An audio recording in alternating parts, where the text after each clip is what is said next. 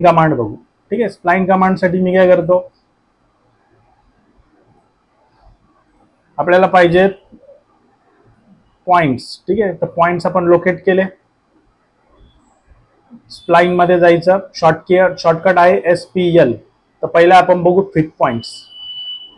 बघा, fit points मध्ये तुम्ही जाण, तर आपल्याला काय करायचंय की पॉइंट्स द्यायचे, म्हणजे जिथे मी क्लिक करतो ना त्या पॉइंटवरनच आपला स्प्लाइन जी आहे ती स्टार्ट झाली पाहिजे.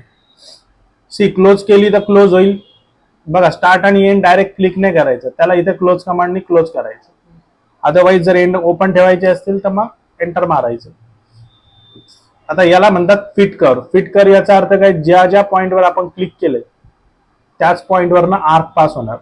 वापस कर्सर त्या पॉइंटवरती घेऊन जायचा. तुम्ही ऍड पण करू शकता, पण ऍडिशन नेहमी कधी होणार आहे, फॉरवर्ड स्टेजला. फॉरवर्ड म्हणजे आपण लेफ्ट पासून चालू केलं, राईट साईडला चाललोय, तर जे पण पॉइंट तुम्ही ऍड करणार ते नेहमी कुठं होणार आहेत, त्याच्या नेक्स्ट स्टेजलाच ऍड होणार. म्हणजे आधीच्या स्टेजसाठी काय करावं लागेल तुम्हाला, आधी पॉइंट ऍड करावं लागतील. ओके, आता बघा, सिलेक्ट इथे क्लिक केलं का दुसरा ऑप्शन काय, कंट्रोल व्हर्टायसेस.